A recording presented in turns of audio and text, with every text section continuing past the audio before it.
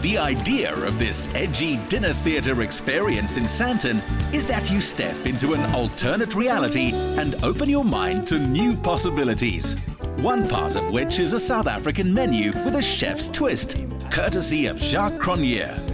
What inspired the name Alice in Fifth? It's Alice in Wonderland, escaping reality and come and have a nice restaurant experience with cocktails, theatre, and then also a nice vibe.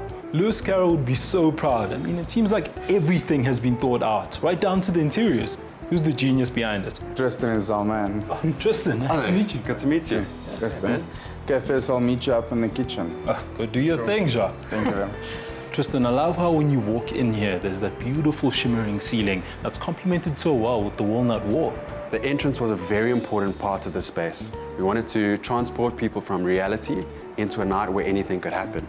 So we've got the burnt out wood panels and that shimmering solid piece of stainless steel that we got made in Cape Town and shipped up in one piece, which was pretty insane. But there's little details like that all the way through. Tristan mixes sumptuous velvets and marble, inspired by 1920s New York clubs, with modern exposed concrete of 2019. This is an example of how we've taken a traditional aesthetic or finish and put our own literal twist in it. We've got the French paneling that curves completely over, which is very difficult to execute, but I think done really well by our craftsmen that built this space. There's more examples of bringing that contemporary edge in. We've got the illustrated wall mural by Jana and Koos, the faux fur chairs, and the element that wraps it all together is this walnut paneling that follows all the way through into the private wine area.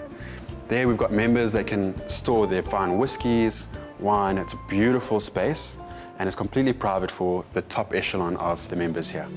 Hundreds of tassels make up an impressive chandelier, with a screen of Art Nouveau mirrors reflecting the rich marble finishes. This is the heart of the shop. We've built the interior around the fact that everything should be a stage.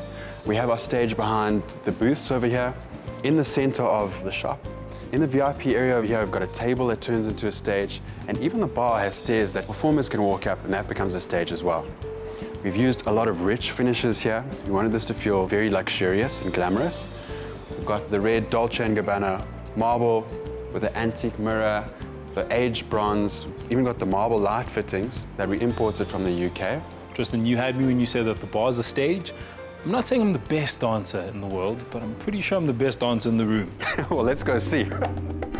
The tradition of an all-in-one venue for cocktails, dinner and dance was fashionable in the 80s, and it's due for a return. Okay, so this is the stage, bar? It's both, really. I wanted this whole place to turn into a performance that's completely integrated into the experience. But building this bar was also an intensive exercise using specially imported Arabescato marble from Italy. All of these wall tiles at the back of bar were handmade in South Africa, quite painstakingly, but they're really beautiful. And I think that contrast with the brass mesh, the Italian marble, the French polished walnut, create a very glamorous and upscale environment. And I know I did say that I could bust a few moves on you, but I don't know if this Arabescato marble would be able to handle me. I think it can handle you.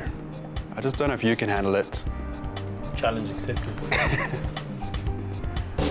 Okay, just gotta get a feel for it, you know, you're gonna loosen up.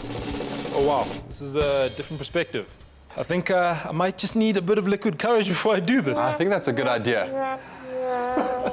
Oh wow, doesn't just look beautiful, it's very functional as well.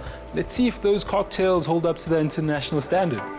During America's Prohibition era, gin cocktails became an art form in clubs, and mixologist Begi Kumalo continues the tradition.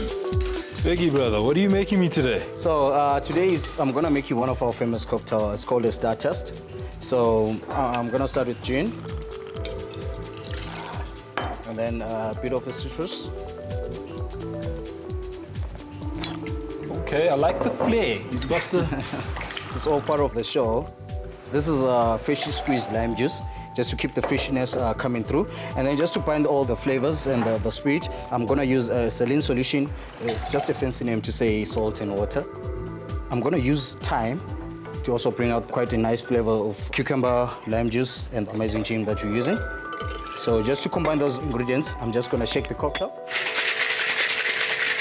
So when all is done and set, this is served in a light pulp. Okay, now this is unique. This I've never seen before. We needed to think out of the box. So when it gets to you, you just screw it up and then put a straw and then enjoy yourself.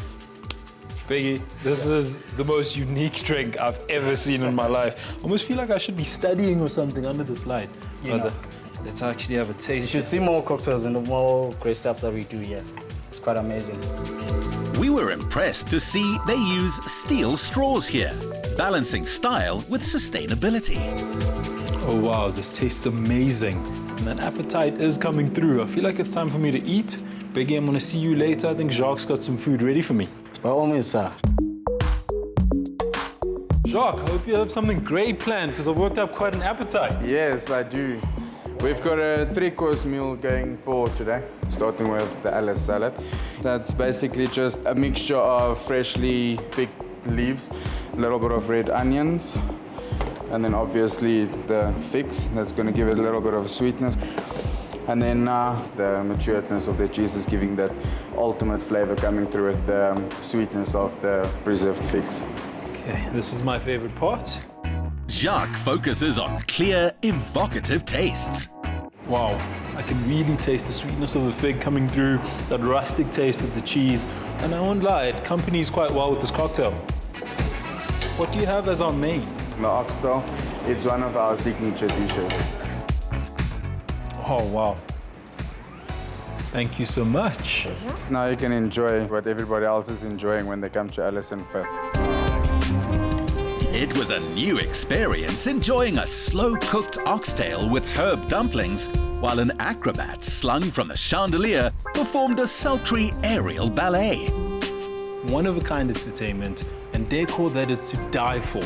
I'm pretty sure cocktails that you'll only find here. Alice and Fifth does not disappoint. When they said check your expectations at the door and expect the unexpected, they meant it.